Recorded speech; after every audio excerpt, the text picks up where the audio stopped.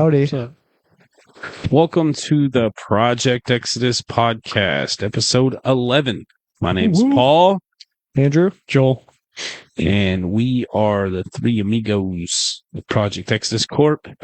It's been a weird past month with all the hurricanes and damage and meetings that we've had to cancel and podcast guests we've had to cancel. So hopefully that's the end of hurricane season. I don't know. But for the time being, as you can tell, we are not at the Salvation Army right now. Currently, the Salvation Army has a lot of people volunteering as emergency responder people staying there. So we are at my house here in Sarasota. And yeah, so that's the differences that you may be seeing. We just ask if you're watching, please comment, like, subscribe.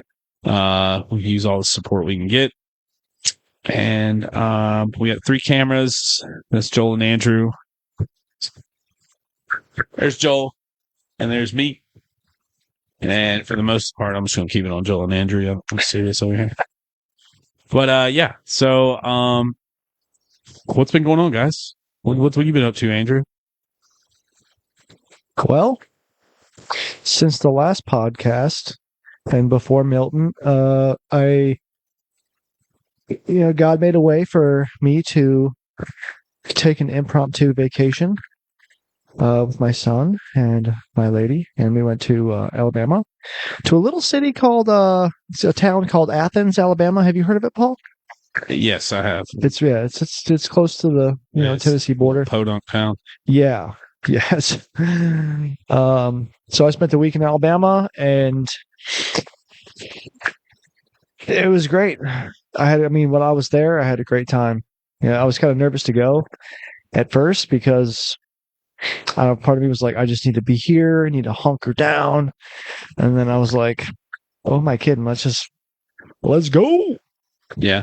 And it was a blast. I brought Eden. Eden had a blast, and we did some things and some stuff, and it was great. Yeah, Athens, Alabama is a really unique city, and I don't know if it's unique. I mean, there's probably small little country towns like that all over the country, to be honest. But what did you think? Like, what was like a couple of takeaways you had? Like, that's the first time you've really been to something similar like that, or is it just? I'm from the Midwest, so I grew up experiencing all 4 seasons. It's just been a long time, but it's been quite a while since I've had a vacation where I was sober, and I don't know. Purpose House. Yeah. Is that what it says? Yeah. Something Lonnie. So, hey, what's up, Lonnie? You're live on the podcast. What do you want? How you were doing? I wanted to talk to you, by the way. Well, you'll have to call me back later. We're recording the podcast live, but you can go on Facebook and watch and comment. Let me give you a call after the podcast. Yeah, that's how that goes. So Alabama was great. I'd never seen so many cotton fields or a cotton field at all in my life, and there's cotton fields everywhere. And so that was kind of like, it was just interesting, it was a lot slower paced than it is here. I went to Publix to get a sandwich, and it took me 20 minutes before I even got to order, and there was 2 people in line and 2 people making sandwiches, and I was like, come on, but the people were nice. Even if they didn't mean it, they smiled, and they were real nice, and they talked funny, and yeah, it was cool. I got to try a couple good barbecue joints, Lawler's and Witt's. Recommendation of my best friend Paul here, who grew up there, and I got to spend time with my girlfriend and her family, and and like my son kind of got to bond, and it was just like I didn't know what to expect, but it turned out to be like great. And the drive there took us probably 20 hours or more to get there, which is not normal. It's usually only about a 10, 11 hour drive if you can go straight through. You have no problems in Atlanta. A lot of people that I've asked about like going to small towns is like they use the word wholesome. Yeah. And it's unique. It's unusual for me. I have a hard time going back home sometimes. I think it's because of a lot of the people that raised me are no longer alive. So like even when I go home, I have to stay in a hotel, which is really unusual to go to your hometown and have to stay in one of those hotels that you looked at like you just didn't realize that's what they were, But it's different, and it's definitely a lot slower. You talk about the food, like I tell people this, like the KFC, the Burger Kings, the McDonald's, the Captain D's, if you will, all of that stuff is way better because the people that work there, it's like a career to them. We went to Cracker Barrel. It was being fire. a 4-star general at Cracker Barrel is a big deal. Like the people that have been doing it for so long, because there's not like a ton of career options, there's your standard career options of being a doctor, teacher, whatever, construction worker.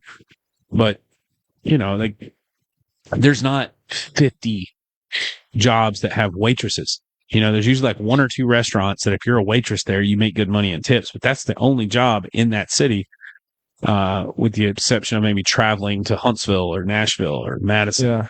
And you sent me your location that first night you were there, and that particular neighborhood you were in. I mean, from my earliest childhood memory, my mom used to babysit a guy named Jake that lived in that neighborhood. My good friend Trey Lankster lived right around the corner from where you were staying.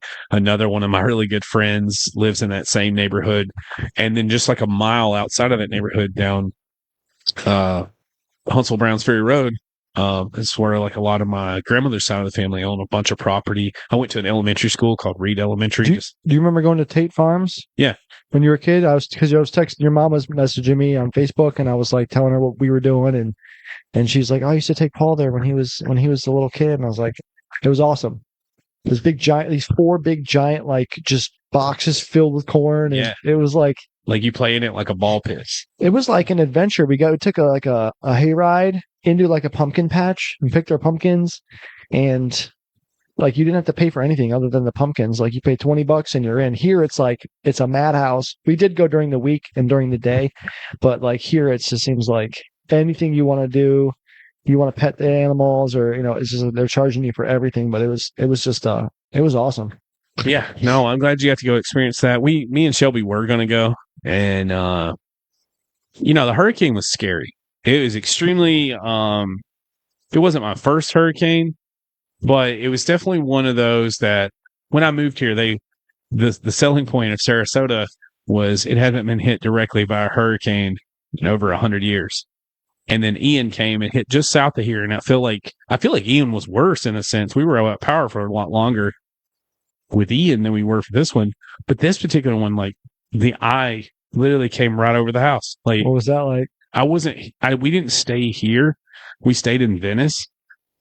But I like having a baby, having Charlotte, having the family structure.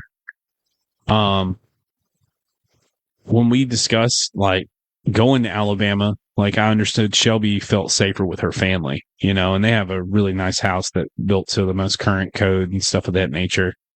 And so like that's what we decided to do. But man, it was just I think it was just very taxing. Like we had Debbie in August, we had Helene like 10 days before this one got here. And then now we're getting a direct hit from a category 3. We were forced to move into this house because the old house flooded and it just wasn't getting fixed. And so like what was scary was like, is it going to rip the roof off this new house that we just moved all of our stuff in? What's going to happen? But, God's seen us through it, man. Like it was great. We were definitely blessed. I kept in touch with Joel. I think Joel made off better than any of us. In the penthouse. In the penthouse. How'd you hold up, Joe? Yeah, man, it wasn't bad. I think I lost. I did probably better than most. I lost power for like 2 hours maybe, and I didn't even know. I just went to sleep and I woke up with all the lights on. I was like, that's kind of weird. I would fall asleep with every light on. But lost a couple trees at the houses, and lost a couple fences, some pool cages. So that's kind of the anxiety now, is getting that stuff back in shape, and just work, really. Yeah, it's the community itself, I think, is overwhelmingly prepared. Yeah. I know, I don't know. It's just, I guess it's just part of being in Florida. You just don't know. But that's how it was. We spent the first 10 minutes talking about the hurricane and the effects. How do you guys feel now? Does this ever make you feel like leaving Florida? Like, is this something? Man. No. And actually, during the hurricane, it was finally the only time I could be alone, and I went outside and just kind of enjoyed the hurricane winds. Just video recording the way it was knocking over trees, and just She'll pray for peace, and this is what he. I have a he front gets and back porch, so when the hurricane first started, I got to feel it all from the back porch, from the screened-in lanai back there. And then after the little halftime show, all our neighbors came out during the eye of the storm. We're like, "Is this halftime? What's going on?"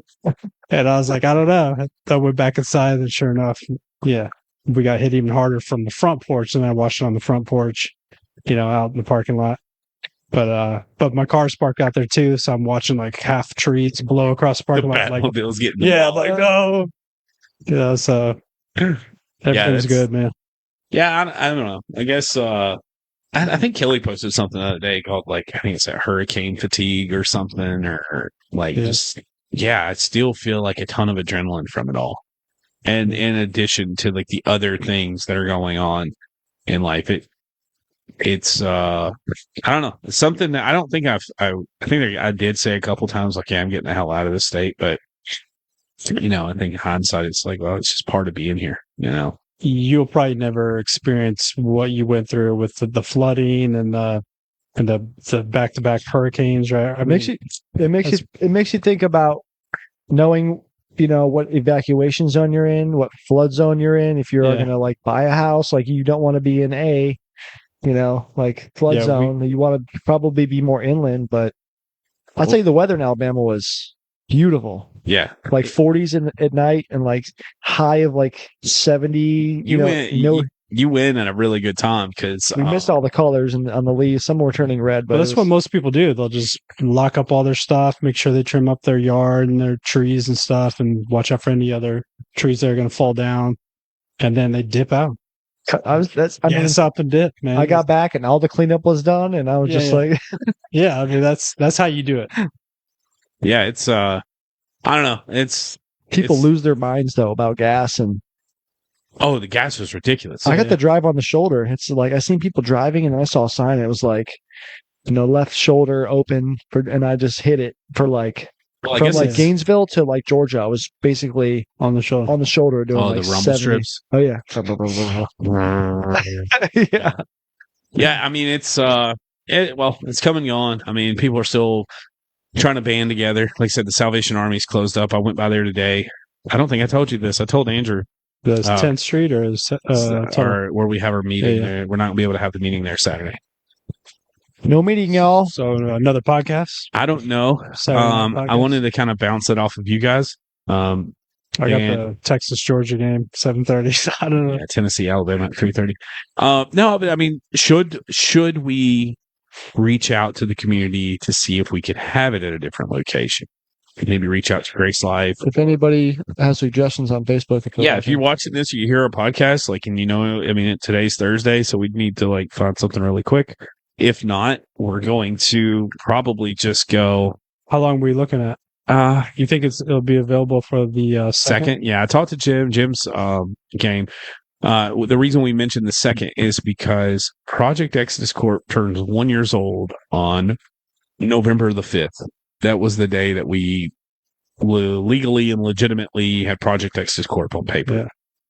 Yeah. But November the 2nd, the same night as the Next Generation Recovery meeting, we're gonna start at 6:00. But that first hour, we're gonna have probably like a cookout. Jim said he would donate steaks. He was like, "Does homeboy want to cook again?" Jason? No. Chip? Oh, he's talking about Chip? I don't know. I haven't talked to Chip. I don't know. We'll definitely have to do some work on that, but that particular night, at the meeting, me, Joel, and Andrew are gonna just sit up there and chit chat, kind of like we do here on the podcast, about how we got started, what it's looked like for this last year. Maybe a little bit of hopeful outlook of what our vision is going forward. And there's some big things coming down the pipe for Project Texas, that's for sure. And I'm just really excited. I think it's a good time to sit back and really celebrate what we've accomplished and what this community's accomplished, and appreciate those that have contributed to it. And so, November 2nd, that's definitely going to be probably the next meeting we have for Next Generation Recovery. There's a chance we may have one next week. And if that's the case, Susie will just move to next week. But yeah, that's been the effects of the hurricane, man. It's been melancholy, stressful. It's been 1 week. It's been more than 1 week. But it gives you a good time to connect with family. You know what I mean? Like, people are off work for a little bit. It's almost kind of like a little vacation. I don't know how many weeks. Holidays type thing. So we started on the 27th of April, and I think we had, during Debbie or Helene, there was a week we didn't have the meeting. And then there was another week when that church was doing some big event at the last minute. So, things like this do make me wonder if we should have some type of backup arrangement, or at least a relationship. Or Andrew made a good point. Maybe we should just all load up and go to the speaker meeting. Just like crash the speaker meeting. Yeah. Just show up. Impromptu. It'll be like the emergency plan. Like, if for some reason the meeting's ever canceled, we'll send a notice out to everyone. We're gonna bum rush any meeting in town. Which one? 12th and Beneva? Yeah. But everyone wear your Project Exodus shirts. Yeah, show up. We'll just roll deep. You know what I mean? Just buy as many Bring your own 50-50. chair. Todd sitting there selling the 50-50 raffle tickets. That's so Tonight's pot is $738. or you can get some CDs and cassette tapes. Get you a big buck. Yeah, it's so there's some options. I don't know. I don't want to sound like I look forward to there not being a meeting on Saturday night, but like Joel was saying, it's like, oh, okay, you could spend time with the family, watch a football game,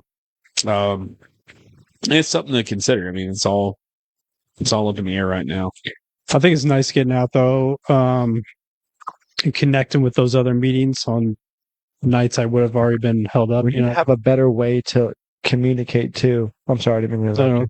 Because the last time I had like Bob Clucky, Lori, Don, all these people showed up to the meeting and called me like, "Hey, where's the meeting?" Some people didn't know. We should probably have some kind of way that we can a bat signal. Pretty much, yeah.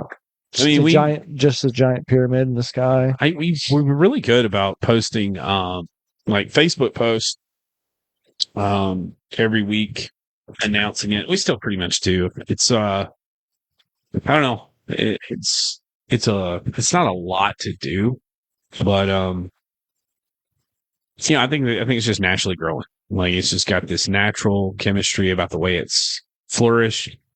I think I'm still kind of in shock at how many people actually show up to this thing on Saturday nights, of all nights. That there's a lot of people that come. We've had upwards of 80, 90 people some nights, and I think that has a lot to do with the promotion of it all. But I think it also has a large portion to do with the people that we've interacted with in their early recovery from the Salvation Army and the other recovery homes that now transition into just coming into the meeting. Well, I think it's also it's a recovery meeting, but it's not a 12-step meeting.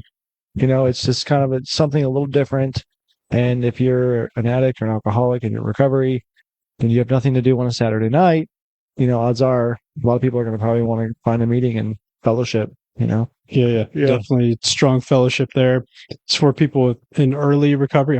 We have a lot of early recovery, and a lot of people that have been in recovery for a long time that are, big in the community. So, all right. So, I guess on from that, one of the things I thought about. This is a little bit deeper, but one of the things I was thinking about earlier this week was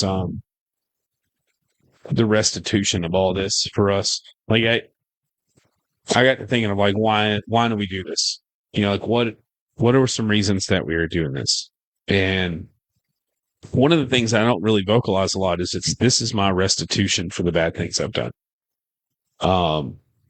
Because there's no shortcomings of the horrible decisions that I've made and the negative impact that it's had on other people. So living my life in a way where I'm helping others consistently, like that's my life's work, that's my life's passion, that's what I want to do for the rest of my life. I feel like just outside of the norm, I just want to help people. I think that deep down inside, I feel like it's what I owe for the things I've done. And I think when I think about that a lot, I get a little bit emotional about it because it then turns into morbid reflection. I'm really reflecting on those things, and is it I think it's a way for me to make amends for those things to those people that I might not necessarily, that living amends. And I don't necessarily have to be vulnerable about it. I can just be like, oh, I just want to give you a hand. I don't have to really just come out and be like, oh, I did some horrible I feel stuff. guilty. Yeah. And, I don't know. I don't know what you guys think about that. I know it's kind of vague, but it's. No, I like that. I mean, I think about that all the time. Like sometimes they'll just hit me in this wave and I'm like, wow, was all those dark periods in my life actually setting me up to do some really big things and help out a lot of people and set my own personal life up even, you know what I mean? Not just helping other people, but like to totally flip my own life around in the process. You know what I mean? Like as soon as I started helping other people, my life just kept getting better. You know what I mean? It was just weird.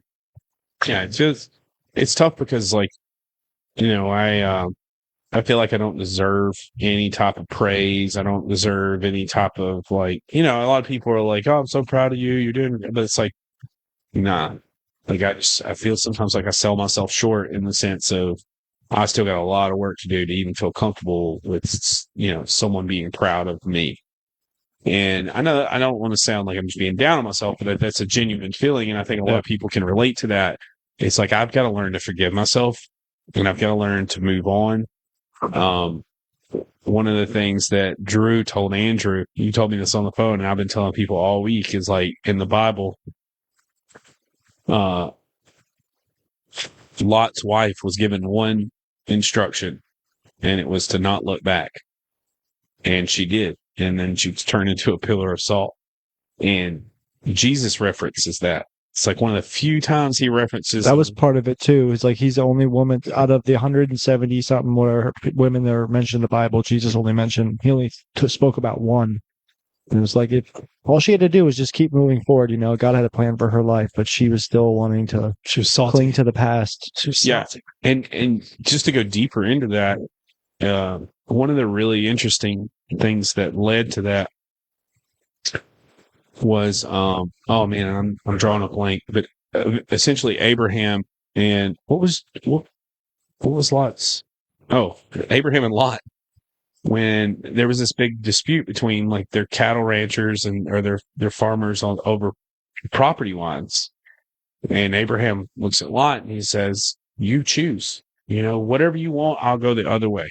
And it says that Lot pitched his tent towards Sodom and Gomorrah, like facing that direction, and slowly it drew him in. And it was this place that was just known for sin and really bad things, and he was headed that direction. He chose that path. And eventually, he was saved from that and got to get out of that situation. And I feel very similar to that. Like I chose a lot of the bad things I did. Like I was headed that direction and I would refuse to choose a different path. But I think now that I've been given this opportunity to escape that lifestyle, I have to quit looking back and dwelling on it in the sense of, feeling so ashamed all the time. Not all the time, but when there's definitely a lot of guilt. We talked about going home. Like there's a lot of guilt with me going home because the person that I was when I left was not the person that here is. How thorough of like a step 8 and 9 did you do? Is a lot of that guilt? Can you free yourself from a lot of that guilt by doing a more thorough step 8, step 9? Yeah. So my step 8 was pretty in depth, like as far as the people I needed to make an amends to. Like immediate amends. Mm-hmm. And I did make an immediate amends to a lot of the people that I felt like I had just, like moms, aunts, uncles. There's definitely still a lot of people on that list. And, cowardice is just the best way to put it. It's a lot of fear, and I reached out to a good friend of mine in Claremont. And this guy was like my Andrew, when I was living there. And we were doing a lot of the same stuff. We just went out to bars, Whiskey Wednesday and up and snorting coke. And I got a lot worse than he did. It got to where I was like ripping people off and just taking advantage of people. And he ended up being one of them. But I think the biggest thing that I did as far as a friendly violation was I was being fraudulent to all these people in our circle, and he was the one catching hell for it. Like, yo, where's your buddy? What's up with your friend? This is your guy. And he took a lot of that heat. So I actually reached out to him. He's one of the first people that I reached out to. And it wasn't very receptive. I mean, he said some things like, I love you, man. I wish you the best of luck. But I don't want to meet up with you. I don't want to see you. You're not welcome around here, that type of stuff. And that was, I think the one thing that maybe I failed to realize, maybe a bunch of people failed to realize, is you have to be willing to accept that. Accept that some people may not want nothing to do with you. And they may not have the nicest things to say, even if you are being accountable and accepting the accountability behind your actions.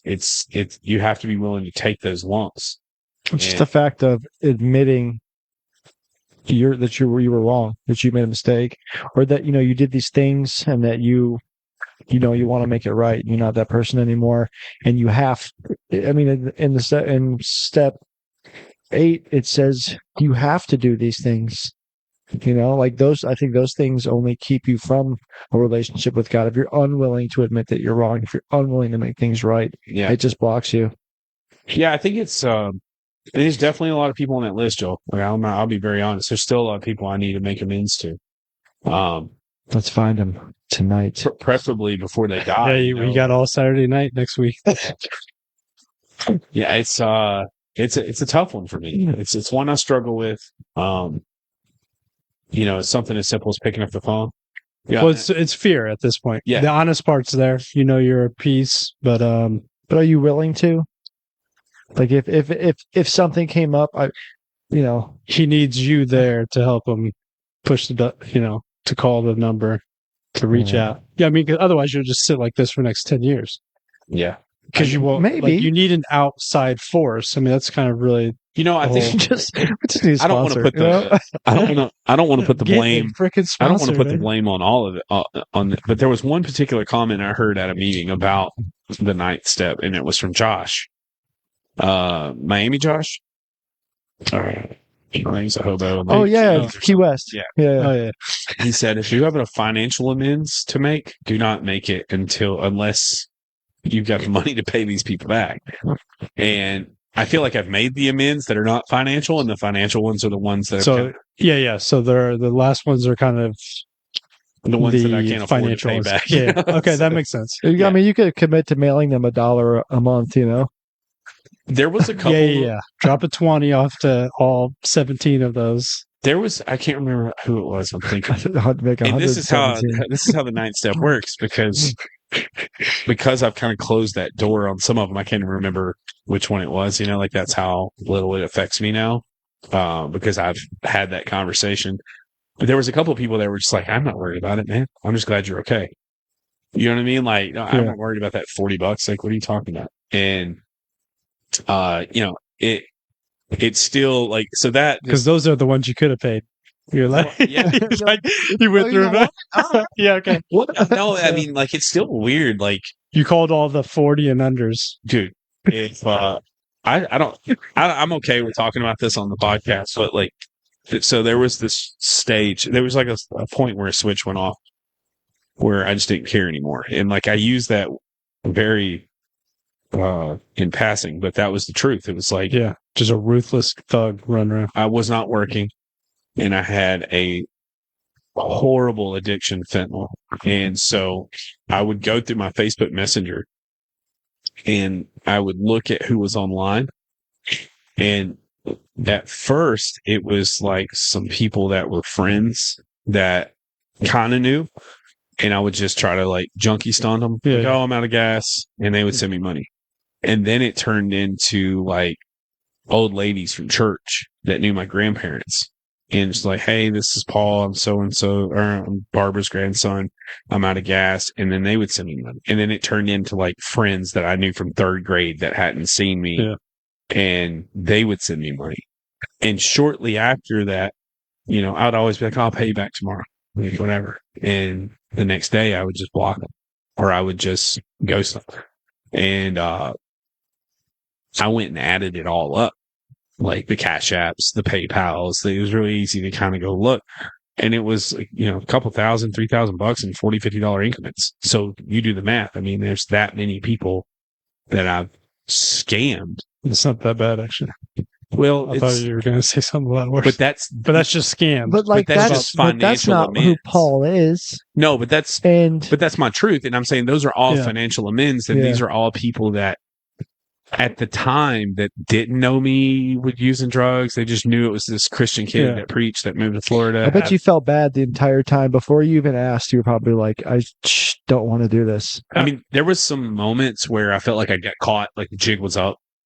And Well, at what point was that? Because I was thinking about this. I was thinking about if you take the same human and they're in this environment, you know, for the past couple of years, as opposed to this one, or grew up in this home, you know what I mean? Like if you took two twins and separated them at birth and one went and lived in this household, or one was in poverty, one was in a wealthy family, whatever the deal. You know what I mean? Like at what point were you feeling that the craving for the drug was, because at that point when you're craving like that, it's really your body's like, if we don't consume the substance, we're dying. You know what I mean? Yeah. Or through horrible withdrawal, which was, I mean, at what point were you looking at that as a moral, because your moral compass starts sliding around when your well, body I mean, it got to a point I was robbing gas stations, Yeah. like there was just this, I had zero empathy. from a guy standing in front of a church. Right. A As completely different person. I know a good comparison or a good understanding for that was, so when I first got picked up for the robbery before I bonded out and then went and lived in the woods for 6 months, the detective came to interrogate me like you would see on First 48. Like pulls me in a room. And of course I'm just denied it I'm now. But he makes this comment. He goes, we went, like this happened here. They thought I had left the state. So they drove to like all of my groomsmen's houses in Georgia and Alabama, and then my mom's house in South Carolina, looking for me. And they were going into these people's houses saying, hey, have you seen Paul? How much was how much did you get from the gas station? $160. $160. They go out Yeah. of state. Yeah, Polk Florida County is- doesn't play. Florida's not. Yeah, Florida was around. They for did some weird. $160. I mean, I was getting phone It's calls because of the actual gun. I can't be. Well, there was no gun actually pulled, so they never. So you didn't even have a gun. I Did had you one have in my pocket for sure, but Was like, it was a highlighter, wasn't it? no, it was a real gun. But thank God I didn't pull it because that's automatic prison. Like that was like the difference between those two charges. Like a mandatory 10 or 5 year something like that. sentence. But to bring it back, like I had one of them. So I had 4 or 5 groomsmen in my wedding party that were like my boys, and all of them were like done with me. You know what I mean? At this point, but one of them Chris called me and he's like, hey, where are you? I'm like, at the time I was actually at You were Florida cop? Atlantic. You were cop? I was working a security job. No joke. I was working a security job at a concert for cash, like to just go get high. And there's cops like standing next to me. And I don't know that the detective is doing all this. I'm still unaware. And he's like, whatever you do, you need to do it, make right by whatever you've done. Are you sure? I'm like, dude, I'm standing next to the cops right now. Like, what do you mean? Like, I'm just being, I didn't do this. But they went and questioned my ex-wife because when they had interviewed, like originally I go back to this gas station and they let me go because they had no way to prove it was me. But they got, at that point, they was like, oh, we've got this suspect. Right. And that's when they followed up and did all this stuff. But they went to my ex-wife because I had made up this facade like, oh, I'm just, my wife's at home, da da da da. And they found her. And she was like, no, we haven't been married for like 2 years. This guy's fucking crazy. He probably did do this. They showed her pictures like, yeah, that looks like him, like she's, but even then I'm like, I don't give a shit what she said. Like I was so delusional to the problems that I had that every one of these other people in my life, the people that really would care about me, were all wrong. Like that's looking back at that now, that's how I know I was not the same person I was before and the person I am now. Yeah. Because I was kind of hoping something bad would happen to me. I mean, I had to have this ultimately, just like I'm either going to die out here or I'm going to rip everybody off until they get me. And I don't know. It's kind of weird to even really go back to those thoughts that I was having in those times, because even then it was just like, it's just a downward. I mean, it's progressive. I mean, I would go weeks, 3-4 weeks, and just it would go by so fast, and then I'd have these little moments of like clarity, where I'm just like, what am I doing? Like I don't want to do this anymore. And then it wouldn't last long, but off the detox.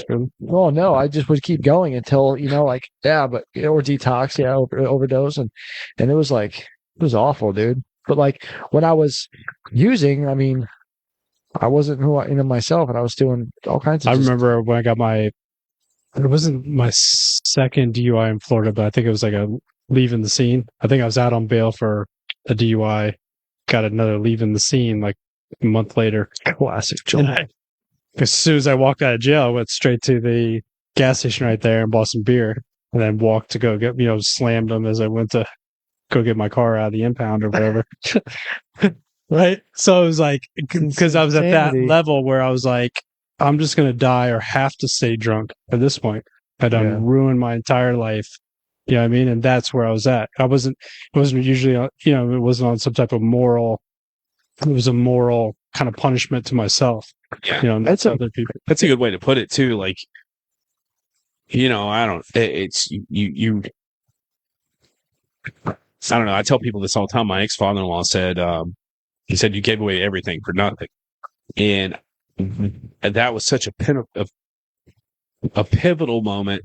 Like I had already escalated the using and the lies and all this stuff to a point. But I remember when I heard that, I was just like, fuck everybody. Like after that, it was just like, I didn't care. I didn't care to live in the woods. Like I remember being in the woods telling people, man, this is the best I've ever had. Freedom. No responsibilities. But I was stealing candy from the Dollar Tree just to feed myself. Like I would sneak in there. What was your go-to? Oh man, I don't think I really had a preference. I remember being in jail and like the sour gummy worms were really good. Yeah, that's sour. But I like peanut. Anything that wasn't jail food was good. I had these two friends these two acquaintances. Their name was Otis and Juju. It's this little white girl. They live in these little hotels and stuff. But they would use me because I had a truck, and they ate Milky Ways like you wouldn't. People like they would sell drugs and stuff, and people would literally bring them Milky Ways for drugs. Like it was the craziest thing. But I found out horse trading for drugs with candy. Yeah, I found out later, very specific. When I first got arrested, they like. There's a need. Everyone's got a need, When I was first arrested, like I was senile in jail. I was like screaming, like it's so wild because I remember it, but I felt like I had no control over it. It was going through detox, and they sent this lady down, like give me a mental health evaluation, but just the withdrawals and dude, it was insane. Yeah. And she was like, what are you craving right now? And I was like, peanut M&Ms. She was like, yeah, that's part of it. Like that dopamine hit, that sugar rush. Mm-hmm. That's what your body's craving. And it makes a lot of sense, like why people's teeth are rotted out and stuff, like a poor hygiene, eating horribly. Like, I don't know. It's one of those things that it's a humbling experience. I'm glad I had that experience because it takes me to a place of understanding how bad life can get if you just stay in that unwillingness to change. Like if you can take it to an extreme of living in the woods, ripping off your friends, like. Yeah, I mean that's you said it best. Like, I always think of it as kind of like going off to war. You know what I mean? Like your own personal war. You live down in the woods. You know what I mean? I lived out in the woods. Good. Yeah.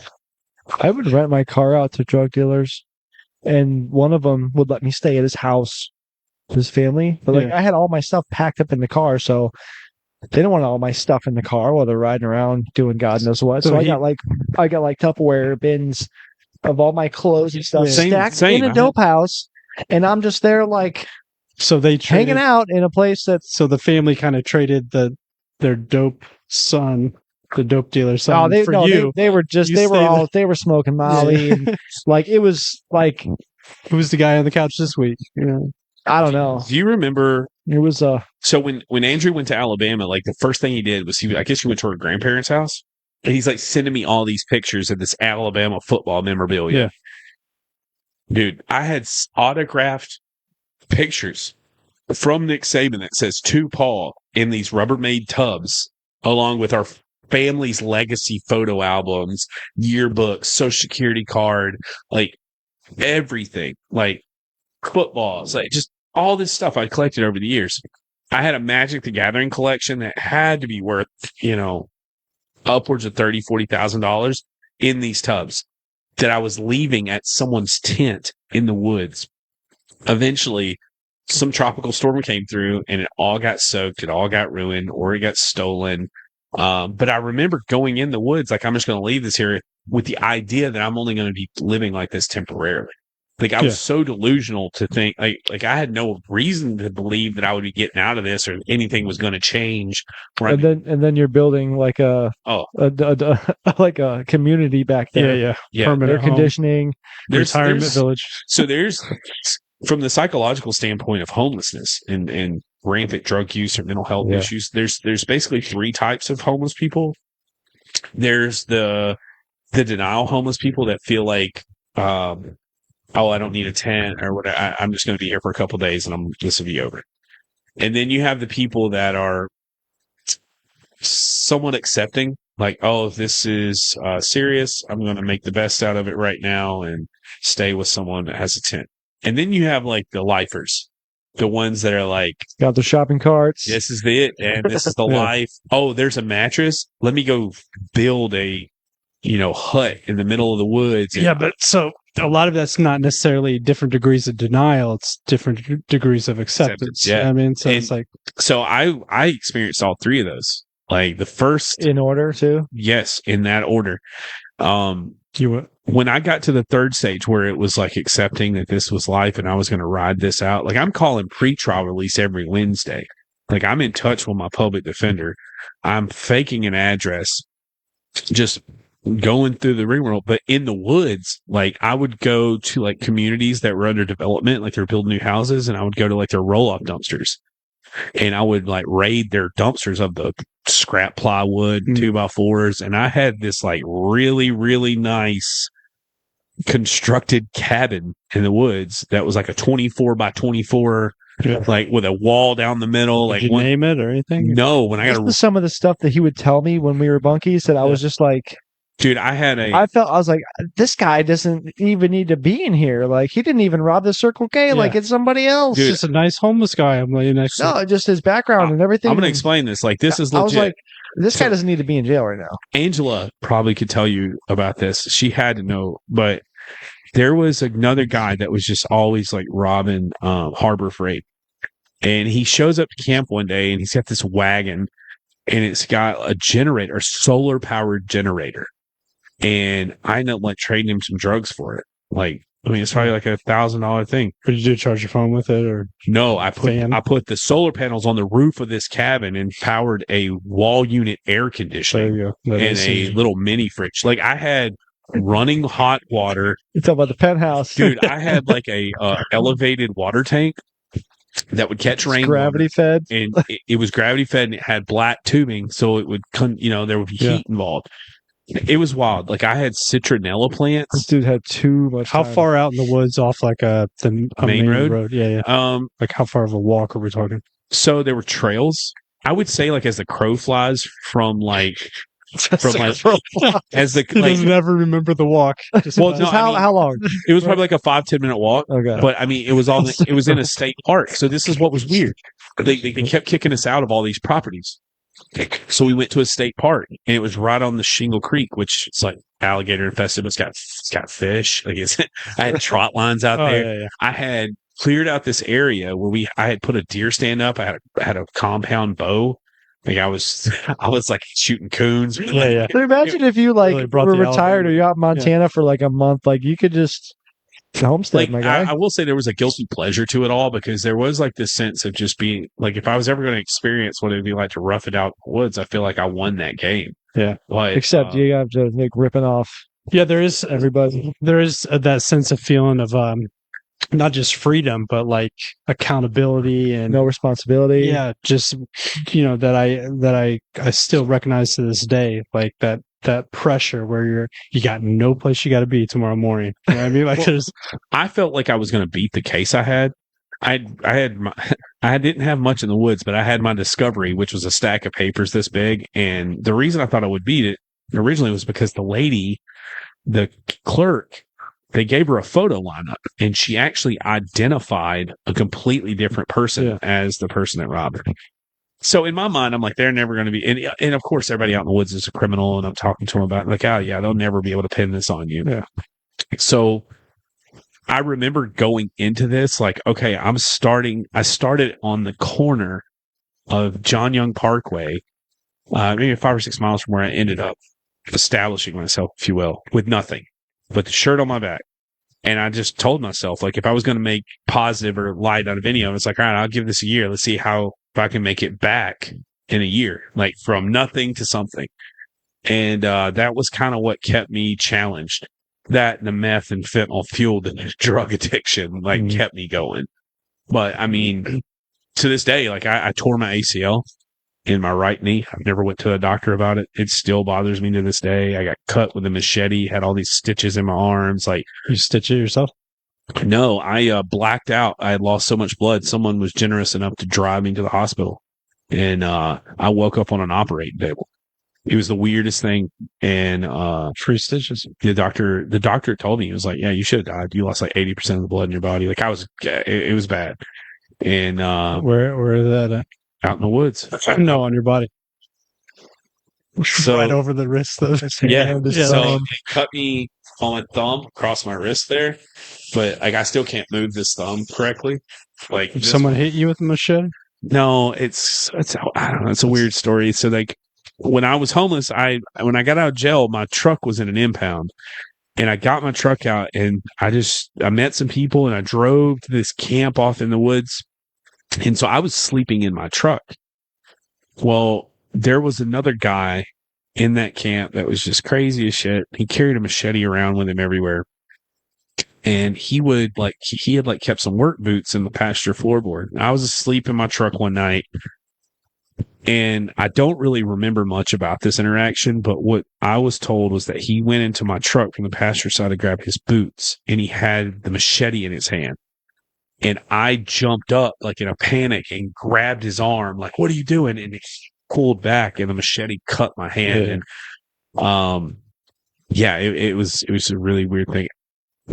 I'll tell you what's funny. When I got back from the hospital back to this camp, I still didn't know what happened. And I get there and I run into someone. They're like, oh my God, we're so glad you're okay. I'm like, well, what happened? It's like, D cut you with a machete. And I'm like, well, where is he? He's like, oh, he feels horrible. He's been crying all night. And so I walk up to him, and I've already got it made up my mind that I'm going to be like, hey, man, I forgive you. No big deal. I walk up and he goes, hey, man, I just want you to know I'm sorry, but that was your fault.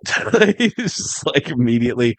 And he goes, I've been fasting all day because I felt bad. And there's a guy next Oh, to me. because he was homeless and had He's got a no money. big bag of pretzels.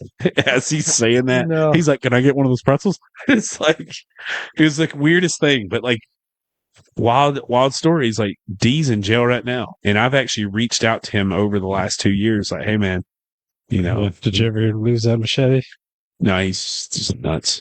The one thing I would say about that environment is I don't think a lot of people realize how much of the people that live out there are just dealing with mental health issues, schizophrenia, paranoia, whatever all that is. Well, how much do you think, substance abuse issues is undiagnosed mental health and diagnosed? I mean, I think a lot of people are self-medicating. Yeah. Right. Like they've got this real issue. And for some reason or another, the medication they have been prescribed or haven't been prescribed, or the professional they refuse to see or that they have seen is giving them something that they don't enjoy taking that maybe gives them a different effect. I think methamphetamines does help. No, I take that back. I think methamphetamines causes an effect similar to quieting the voices in your head for some people. I'm not saying that that's okay, but I think that living in the woods and Andrew's going to the bathroom.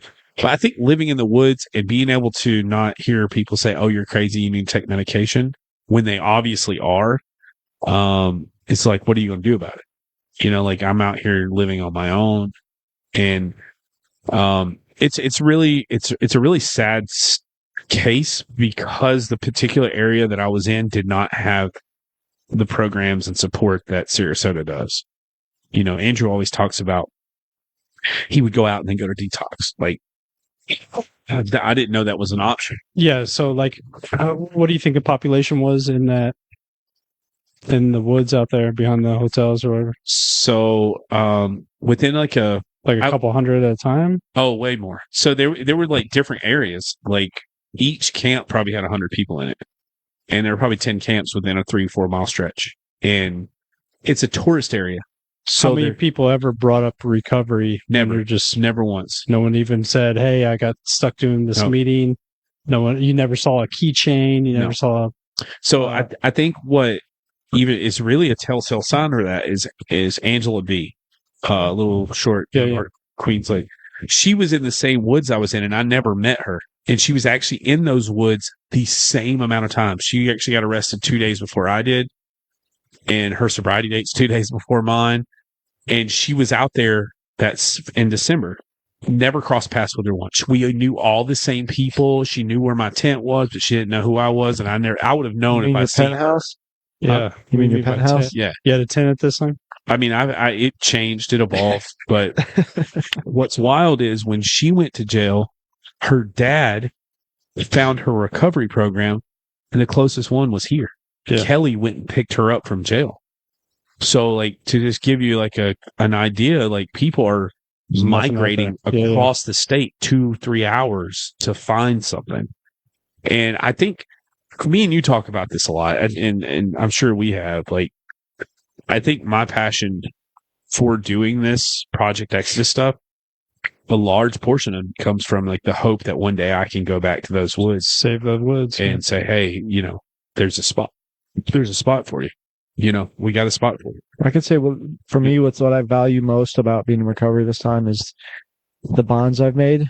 That I've nurtured and developed with you guys and some of the other people I know in recovery, and it's been like vital for my well-being. Even like now, like even like today in this moment, like I'm kind of been like struggling, and if I can help somebody find a friend like that, somebody who cares enough to give them a chance, to give them some hope that, like, hey, I've been there and I know what it feels like, and you can get out of that if you want to. Like, yeah, I think one of the things that it's probably a false, expectation that's not realistic, but I felt like if I could walk back in those woods and those people recognize me, like, "Oh, that's Paul, dude, you weigh 100 pounds more than the last time I seen you," like, and be able to connect with them on a level of like, hey, look, You we can do could this. plan that out. We could pack some Yeah, bags and like, go and You hand them remember out. me? I used to get cut by machetes out here. Like, come on. Like, I'll help you. I think the weird thing about that, I think the thing that I don't trust about it is that you have to want it. And I don't know if me showing up in a nice car is enough for somebody else to say, "Oh, I want it." Yeah. But Well, because everyone thinks they're different than everybody. You know what I mean? Like, oh, plus- there's no helping me. That. well, plus, I mean, you'd have to have a good connection. If we ever do something out there, I think like a good connection with a detox center out there. You know what I mean? I mean, how else do you? I mean, someone's looking at you like, I am not going through freaking withdrawals, man. Like, what are you talking about? I think also having a good connection with the jails is vital. Yeah. Like, because, I mean, most everybody's heard me in Andrew's story. It's like, I just didn't know there was somewhere to go. Like here I went through the worst parts of my detox. Right. I've went through the worst parts of like the I got you, scary I got part you. of going to a detox Right. is not having the drugs. Well, I've done that. But it was a forced detox. Yeah. And it's like, Well, how 3 do we days in make that- detox, the Marchman Act's never enough time No. away from the drug. So it's like, how do we, not bribe, but how do we convince someone to go willingly into a detox? Yeah, you guys got sober in jail. We got lucky. I think Yeah, it's I mean- like what we talk about though too. Like I mean, we just So it's- recovery needs to be attractive. Yeah. Like if Make recovery cooler than or just a like tent out in the woods. people that That's hard. like to the do. best thing you could do for the people in the woods is stay sober and build your life, like a life that's you're proud of, that people can say like, holy cow, like I literally lived in the next 10 over from this guy and he was out here robbing Circle K's. I remember Alan told me is like that, like dealing with the homelessness population from a drug recovery standpoint, it's like the hardest thing to do. It's like rare that you get anybody to come from that environment to sober living, like or to make that journey. Well, You to got make it people- work, because you got I'm dealing with that right now. I mean, like I said before we started this, like I have someone that doesn't fear the streets, living on the streets. Well, that's half my game right there. You know what I mean? What happened to Rob? Have we heard from him? I have not heard from him. I was going to ask you about Yeah, he was on the hot team last time I heard from him, and I think he was talking about going into assisted living. Yeah. And that could be the case. If anybody's heard from Rob, please let us know. But that was what I'm talking about when I talk about mental health issues and homelessness. I Megan. think that Megan talks Howell, about yeah. that so much. It's like it's not. I don't think the drugs are the biggest issue. The biggest issue is really just like their mental health issues have not been treated.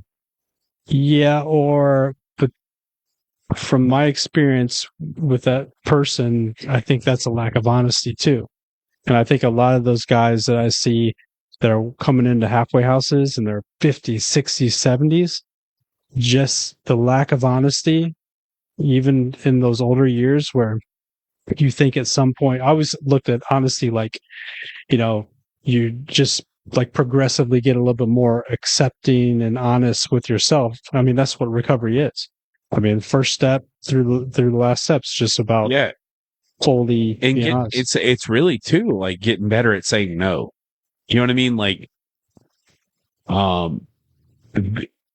I never had the strength to say no to stuff at all. Like a substance or just like a if- people pleasing. Like What a do you mean? peer pressure type of thing. Like it was something that I would walk right into. Like I don't mean to be too like detailed or graphic, but I remember forever I was like, I will never touch meth. I'll never put a needle in my arm. But somehow I walked right into those things that I had a disgust for, like for all my life. Like I was like, I would just willingly walk into these areas that I knew not to go into. Well, are you talking peer pressure? Or are you talking like the desire to be cool and to fit in, superseded? Or seeing Intelligent, other logical, people, I mean, rational. just seeing other people get high on so much less than it took for me to get high in a different form, if that makes sense. Like, I remember the first cigarette I ever smoked was a Vantage Ultra Light. And then before too long, I'm smoking Cowboy Killers because it's like I had to have a stronger, more intense high. You were trying to find a solution Yeah. through more Like, who progressive drinks use. 4 Locos because they love the taste? Right. Put them on ice. Yeah. 4 a day. Ain't bad. Like, you know what I mean? Like, like, I think that Why are you looking at me, man? there's, like, I think I could that never finish one of those for things. most Oh, man. addicts They're is getting that, we just have a hard time saying no to stuff that we know is bad for us because other people are obviously enjoying it in some fashion. We can't, like, now it's like I have a hard time setting boundaries in relationships. It's like, I'm not talking about the one with Shelby necessarily. I'm talking about like in my friendships. Like it's just, he gotta go. No, you just I don't know. I've been like holding back fucking like tears this entire time. Get it, man. Why? What are you crying about? I don't even want. I don't even. I'm trying to like stay focused because Open up, man. I If you have any platform in Be life honest. ever, I know. What's going on, Andrew? Jesus. I can't. I don't want to go into details. All right. We'll talk later. Yeah, Just put it off. Yeah. it's like I don't know. Like it's been a long time since I've felt like hurt. And like, and I just feel like Betrayed. I don't know. I just feel hurt. I mean, I I feel angry, and then once it like it's back and forth between anger and hurt, and like once the anger settles down, it's like I'm trying to like I don't know, man. yeah, no, I get it. Like, I don't know. I mean, I know we have to be careful walking around this subject. You kind of you I just want to do what's right, and I just don't want to do what's necessarily right. care to do what's right. In the sense that I need to do what's best for me, because I know if I do what's best for me, it has a trickle effect on those around me. And that may be in a I sense. think it works the other way around too. Well, Like it trickles either way, whether it's the best for you it's beneficial for the people around you, or if you're not, then it's detrimental to the people around you. because at some point it's, I don't know, like that's what I mean by like setting boundaries. Like my job, I love my job, it's fine, but it's just like very unfulfilling, and I understand that that's the placeholder. That's what it's supposed to be. It's not supposed to be something more than what it is. It's supposed to be this placeholder and it keeps me, it's kind of like that girl at the gym for Joel. Yeah. It's like that thing. It allows you to hope for something bigger. It makes me work harder Yeah. in these other areas as a Right. form of escaping this, redundant, monotonous daily grind that I'm race, doing. yeah. Chase your dream, man. Yeah. It holds a purpose right now. Right. And, it feeds my family, it pays the bills, and it keeps me something to do every day. And some people would say gratitude and being humble, and I don't disagree with that. Well, do you ever practice gratitude? I mean, Give like me an example. a couple years ago, you were living in the woods. So, like, when you feel like your job tomorrow is mundane, like Lisa you take said that moment to appreciate that. Lisa tells this story about how she was sitting on Siesta Key, like that little, what do they call that thing where they serve food? Pavilion, or Yeah, and she was like sitting there. It was slow, and nobody was coming in, putting tips in the jar or something. And she was complaining about it. And she had a moment where she's sitting there on the ocean at sunset, reading a book, and she reminds herself, I paid $2 a day to be in jail. And here I am complaining. Yeah.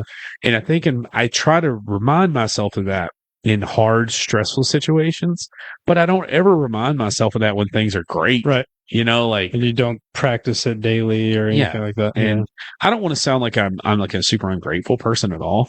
I just, I think it's just one of the traits that one of my character defects is I'm wanting to push the gas and go. I want to just I want this stuff now. I want it in my pace. And, I think that also affects other things. I'm just complacent. Yeah. Or not necessarily complacent. Trying to rush you and stuff now. Yeah. And it just carries over. Like I have a bad attitude. I'm in a bad mood. I think a lot of that's healthy too. You know what I mean? Like when I think about, what I'm really getting out of life right now, and it's not even the goals. It's emptying my tank every day. I mean, those, when I look back at, like, last week, I'm like, okay, that's like the fulfilling aspect of it. Like, I put everything I had into that, and that's setting me up for success later. I feel like it's also like, I'm glad you said that, because it's like this is where we get the calluses. You know what I mean? Like, this is where we get that raw experience of pain and sacrifice, because it's necessary for that next area of growth. Yeah. Like, I mean, if you know what I mean when I say calluses, like if you've ever worked with your hands, like you get these calluses on your hands. But those first few days, man, you got blisters, you want to wear gloves. It hurts. But once those calluses set in, now you're tough. Like your skin's physically tougher because of the pain and beating that you had put it through. And I feel like you're in this blistering stage of trying to get these calluses. I mean, you're feeling you're feeling the burn in an area. You're emotional. I'm stressed, but we understand that this is a long game. Yeah. I'm glad I can feel these things today. And my first thought isn't to want to run away. Although I don't want to feel this way, I can feel it, and I know it's going to be okay. And I have people that I talk to, and my first thought, second, third, fourth, fifth, there's no thoughts about like that picking up a drink or a drug is gonna make me feel better. Like this, I think that's like the gift of recovery for my whole life. It was like I had to have something. I couldn't deal with life at all. And although sometimes it's difficult to deal with the swings of life, it's up and down, but I'm grateful that I can sit and I can feel this today and feel like crap, but then know that, tomorrow's a new day. Yeah. Or I could think back to 2.5 years ago when I'm living in a drug dealer's house and he's got my car and I'm hoping he comes back, Yeah. Yeah. I can't help but little did he know I was driving around, the car wasn't insured, and God forbid he got pulled over. I can't help but feel like sometimes I get this feeling that even when life it seems like it's overwhelming, I still have a crazy irrational fear that there's just this storm still brewing. Like the worst is still yet to come. Like it's not done. It's like you're gonna fall, or there's something there's just coming this back to get you. bigger, more emotionally tied, destructive. Like potentially, maybe you're building more calluses now. Forget some next unfinished storm. work emotionally. well, maybe the worst hasn't got here yet. Maybe all this stuff that I've been going through Preparing you. is not as bad as what's coming. And I don't know. Again, I said it's an irrational fear, but it's like I can just feel it. Like, well, full year out in the woods? I mean, what's no, coming? not necessarily that, but like Cat 5. like how. Yeah, I mean, me and Shelby and Charlotte have a really strong connection, and I have good connection with their family, my family. I'm not saying that there's something coming from that aspect, but like I don't know. I get this weird, uneasy feeling that something, whether it's with work, I was sitting at work today, like, man, I'm on that fire. I have no reason to feel that way at all. Like, yeah. I have that constantly. Generalized anxiety. Yeah. Yeah, that's how I woke up this morning. I'm like, so all day at work, like I'm really, I mean, I only worked till 12 today, but literally spent 4 hours there, like uneasy, like waiting on Steve and Jake to just come in and fire me for some reason. yeah. I got the same anxiety Those are issues. rubbing off on you? No, I mean, hey, let me ask you a question. Do you ever think about, because this is all public, so do you ever think about people from Athens, Alabama? People that you've screwed over, like seeing? Constantly, dude. Like, yeah, I got this one group of dudes that, like, They're headed up here. But, like, I had somebody tell me that, I like, wish they would. I mean, I would love the opportunity to, like, talk to them, but I had someone say to me that they're like, they're like worried about people seeing what I'm saying, and I'm like, I don't care. I did these things, yeah, like, and people need to hear that. People like me who haven't found a way out, they need to hear that, like, yeah, I did crazy stuff, and although we laugh about stuff, it's not funny, really. well, I think that's another reference to Lot's wife. Like, I'm not really looking back at that and going, with a ton of shame. Like, don't get me wrong, I feel bad about what I did, but I'm in that process, like Joel said, like cleaning up my side of the street. Like, I'm just really trying to filter through this stuff over time. But there's just, I don't know, there's just these, I think for me, it's like when life is just going so good and then something happens and then you power through it, and you're like, okay, well, what's that next something? What is it going to be? Because it's going to have to be pretty bad to take me out. And I know that the devil's a lie. Like, he's going to bring something. Yeah. And, I don't know. It's a weird concept. What's good about that? And We what should we have Sonya on. Sonya probably got a damn catalog. Tell us what all this stuff Well, is. I've been doing the same thing for the past 3 years. Like, I got that phantom fear. That's how I woke up this morning. I woke up and I'm like, all right, what is there to worry about? And then I had to talk myself in. Just trying to find something. And I was like, man, like every goal and every dream I've ever had is still in play. And I was like, all right, get in the shower. Joel said that to me the other day. I was down in Venice, and Joel doesn't just call me off a whim for nothing. Like, I told Joel on the phone the other day, it's like, I know I always call you when I get off work, and I know you're in the gym. Like, I know what Joel's doing just because Joel is 4:45. I know. He's a creature of habit. He's like, he knows who's calling. It's like those text messages we get when we wake up and we go to bed on Facebook Messenger and on our phone. Yeah, you know what I mean. I know it's coming. I know it's bedtime. When I see it. But I get this phone call. Shout out Ronnie. I get this phone call at like 2-3 in the afternoon, and it's Joel, and I'm like, what the fuck? This is unusual. And I answer the phone, and this is during the hurricane stuff. Hey, what's up, man? He's like, I just had to call you, man. I just woke up and I was just thinking about all the shit you've been going through, man. I just check on you and make sure you're okay. Yeah. And I was thinking, I had a little talk about it too. I was just brief, but I was thinking about something. I was like, damn, is it that bad? Joel's waking up from a dead sleep, but like, doesn't that feel nice to have people that are thinking about you and how you're doing and care about? But it made me think, like, am I not worried enough about it? But no, I get it. It's like, it felt like an active addiction moment, even though we're sober. It was like, it just felt dirty. I was like, I mean, those things in the past would have took me out. You know what I mean? That stuff like this, not having the foundation in recovery, the grooms that I'd been in, and understanding that these things are going to come. The past me would have ran straight to the bar and looked for the coke guy. The past me would have went and tried to, numb that noise. And now I'm able to pick up the phone. I'm able to talk to my friends. I'm able to be vulnerable and open and honest about it. And just the simple fact that drugs and alcohol just don't work anymore. I mean, they the consequences from it supersede that moment that you're going through. I mean, that's just enough right there. It's not even. You know what happened when I got here? What's that? When I pulled up here, like all day. So, it's been reluctant. Like the last couple days have been like hard, and today was like I told you I just knots in my chest, and just like it's been hard.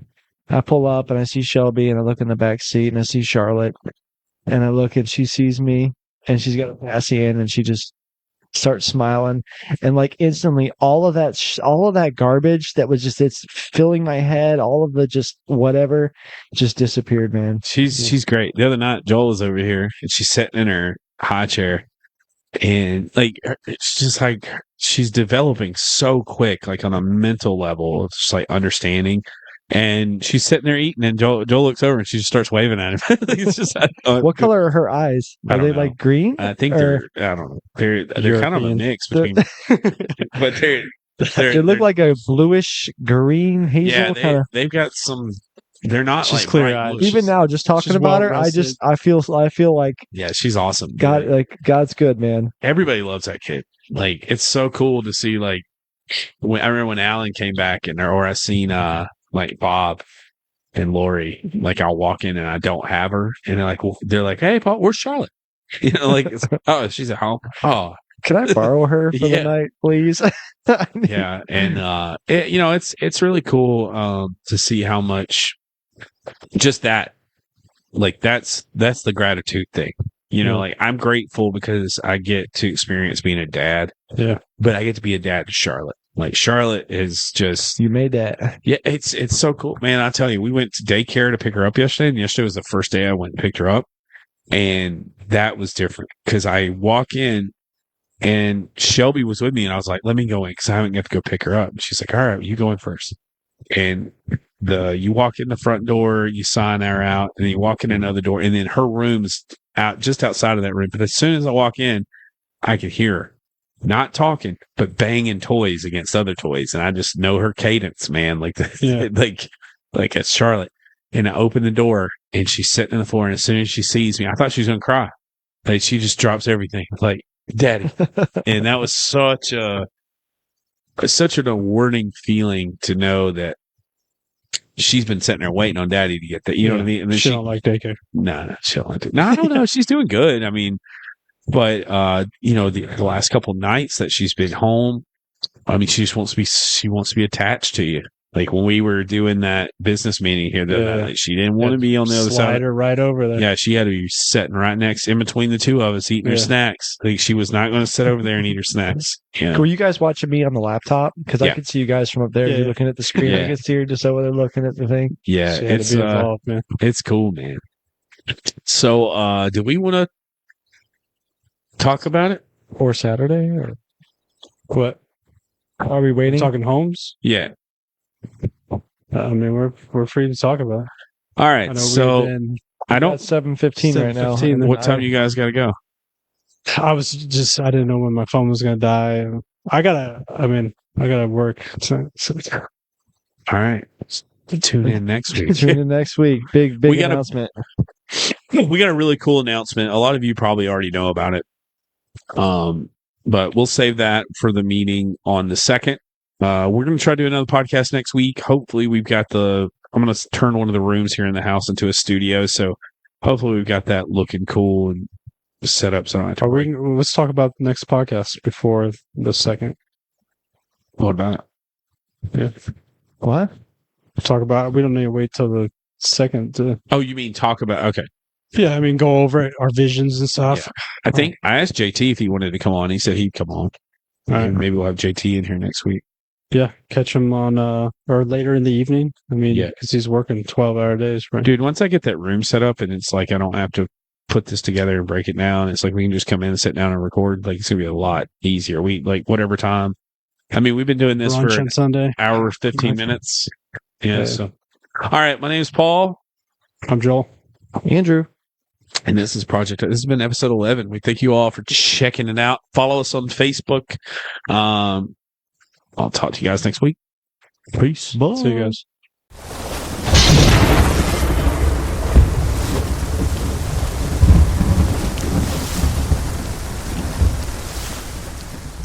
Welcome, everybody.